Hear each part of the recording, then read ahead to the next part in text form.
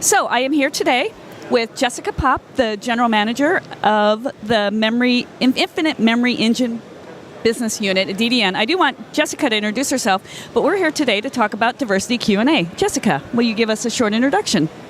Absolutely. Thank you so much, Kim, and Tony as well for having me visit with HPC today. So I've joined DDN most recently as the General Manager for their IME business unit, and what we're focusing on there is building a burst buffer technology for high-performance computing between the compute and the storage for pushing faster I/O workloads. Excellent. Sounds like fun. So we're gonna talk a little bit about diversity today. And my first question for you is, just to get us going, is why is diversity important to you and to DDN? Absolutely. So diversity in people is really the cornerstone to diversity in thought. So I'm here not just as an advocate for women, specifically with HPC, but also an advocate for diversity in all its forms. People of different backgrounds, racial profiles, sexual orientation, and gender. So the importance for me is about bringing our full selves to work. Bringing our full selves to work means bringing our most productive selves. It means being honored in the workplace for the variety of ideas we have and having them be considered equally at the table. I find it personally fulfilling myself, as well as an obligation as a leader, to ensure that I have a diverse team so that we have a diversity of ideas coming into our projects so that we have the best outcomes we can for the different solutions we're trying to derive. What impact do you think that the lack of diversity has, that you've seen in your career and indeed, even in your current job here at DDN? What do you think the impact of that lack of diversity could be? Sure. So there's a lot of diversity research out there. And what it says conclusively is that a lack of diversity leads to poorer performance in business results. Not universal or not unique to business, but this extends to technology as well.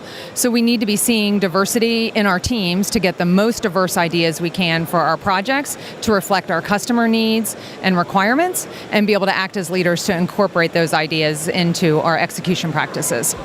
Excellent. Thank you. Now, what specifically are you doing in your organization to improve diversity?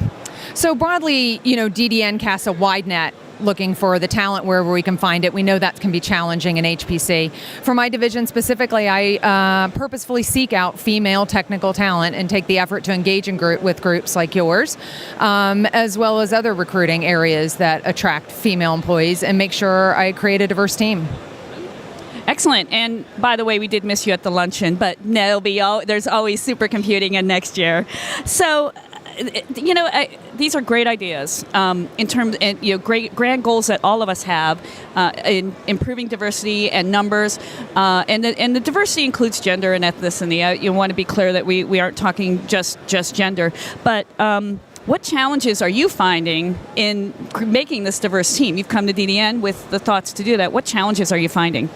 I think specifically the HPC pipeline is smaller than the technology pipeline overall for diverse candidates, so I think it's a challenge for all of us and not just for DDN. But for small companies specifically, we don't have the latitude to engage in time delays to look for diverse talent. Larger companies may be able to afford to fund those time delays. And additionally, small companies, we don't have that as strong a recruiting power or voice as some of the larger companies. Oh, okay, so that is some challenges. Yeah, how are you going to overcome those? But we'll give you time on that. What advice would you give to a company that wants to improve the diversity and they really just don't know where to start? Because that's where you are right now in your new role at DDN. I think that there's two components. One, you have to make sure you have the environment that's going to accept the diverse candidates when they join. Do you have practices to ensure that voices are heard at the table? Or are you going to continue to have an homogenous group think problem? The other is looking at how you're changing your recruiting, right? If you're not getting diverse candidates into the pipeline, then you need to look at the recruiting efforts. So are you researching conferences and groups like HPC? Are you going to women-only conferences like Grace Hopper, or other relevant conferences like the Black Society for Engineers? Excellent. That's really great advice. So how about let's talk about you.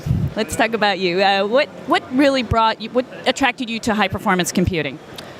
So I've been in technology my whole career, and I think for me, the ones and zeros of getting a specific and a correct answer really move well for my analytical mind.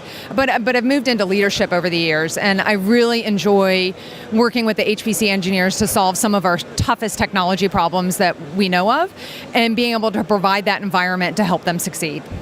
Well, so the hard question, discrimination. Have you experienced that in your career?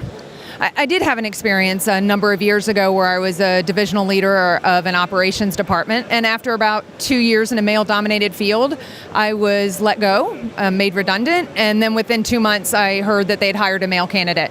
Now, whether that was specific bias or unconscious bias, I can't know, but I know in hindsight I didn't have a voice at the table. I didn't fit in there, and that's been allowed me to reflect on how I want to be as a leader to create an inclusive environment, and how I want to work in groups where the environment is such that everyone's ideas are valued at the table and given due consideration. Yeah, that's really a good point. I mean, the voice at the table, and recognizing that sometimes we just don't step up to that table. And so that's really good advice. So a little more advice for other people, women coming into HPC and tech. What advice do you have for them?